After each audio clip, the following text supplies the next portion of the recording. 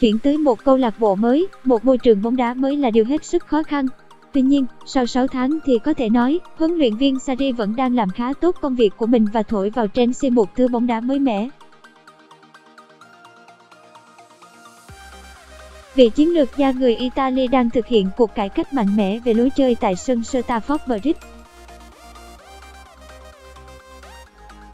Và dĩ nhiên, mọi sự thay đổi đều ảnh hưởng lớn tới các ngôi sao. Có người thích ứng kịp thời và phát triển mạnh mẽ hơn như Eden Hazard, tuy nhiên, cũng có những người bị bỏ lại phía sau, Moses hay Morata chẳng hạn.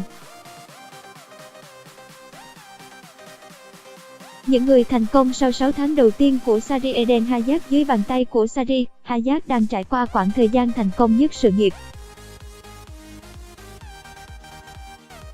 Ngôi sao 27 tuổi sau nửa mùa giải đã có tới 12 bàn thắng cùng 9 pha kiến tạo trên mọi mặt trận. Thứ bóng đá tấn công mà Sarri mang tới cũng chính là tiền đề để cầu thủ này cân nhắc việc ký hợp đồng mới với Chelsea trước sự trèo kéo từ Real Madrid. Bên cạnh những phẩm chất vốn có, cựu chiến lược gia Napoli còn khai phá thêm tiềm năng chơi số 9 ảo của tiền đạo người Bỉ.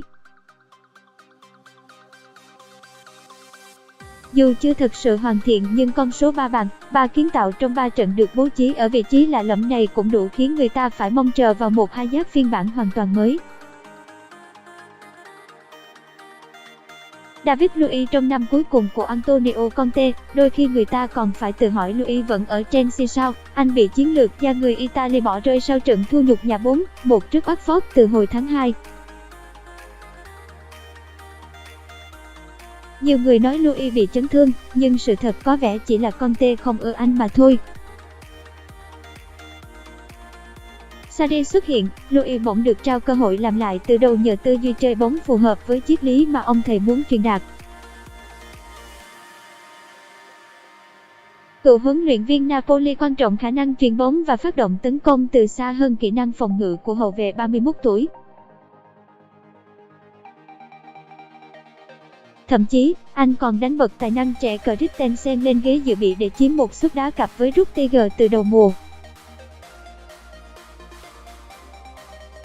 Mới đây, chàng xù lại tiếp tục đóng vai người hùng khi tung đường chuyền dài chết người cho Kante ghi bàn duy nhất trong chiến thắng 1-0 trước Crystal Palace. Maurizio Sarri không ai khác, chính Sarri là người thành công nhất sau 6 tháng ông đến với Chelsea.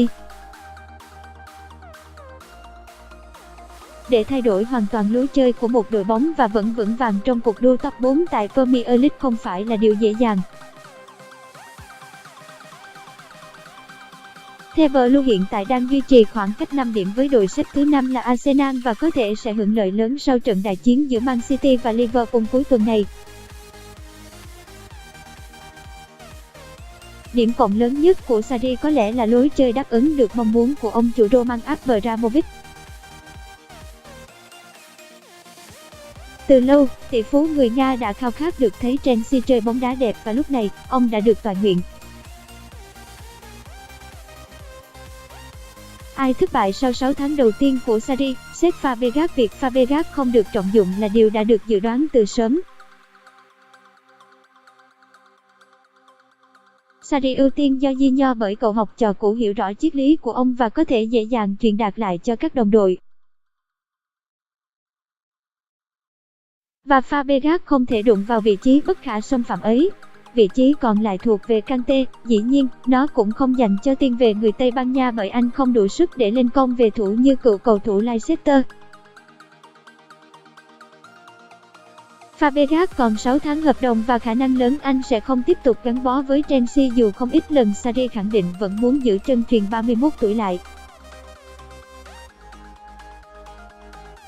Được biết, ngôi sao người Tây Ban Nha đang đàm phán với Chelsea để có thể ra đi ngay trong tháng 1. Alvaro Morata, hoàng tử yếu đuối, vẫn không có dấu hiệu tiến bộ dưới thời huấn luyện viên Sarri. Sau khoảng thời gian đầu được tin tưởng, Morata trở lại hình ảnh ban đầu của mình, yếu đuối, kém sắc sảo và thiếu nhạy cảm về không gian. Thậm chí, huấn luyện viên người Italy lúc này còn muốn sử dụng Hazard cho vị trí cao nhất thay vì đưa Morata vào sân. Cựu cầu thủ Real Madrid đang nhận được sự quan tâm từ Barcelona. Có khả năng, Chelsea sẽ không giữ anh lại bởi họ cũng đã tiến rất gần với việc sở hữu chữ ký của Gonzalo Higuain. Victor Moses giống như Fabregas, vị trí của Moses cũng vốn đã lung lay dữ dội từ khi Sarri lên nắm quyền. Cựu thuyền trưởng Napoli ưu tiên dùng những hậu vệ thuần hơn là một wing back kiểu Moses. Cầu thủ người Nigeria rõ ràng là không thể so sánh khả năng tấn công với Pedro hay Willian. Khả năng phòng ngự của anh cũng không được đánh giá cao bằng Azpilicueta. Cựu ngôi sao Iran đã bị Sarri bỏ rơi từ tháng 10 và 99% anh đã không còn cơ hội ra sân tại Chelsea. Bên cạnh Moses, Gary Cahill, Andre Christensen và Gianni Dringutter cũng gần như bị ông thầy ngó lơ và chỉ được sử dụng trong những trận đấu cúp kém quan trọng.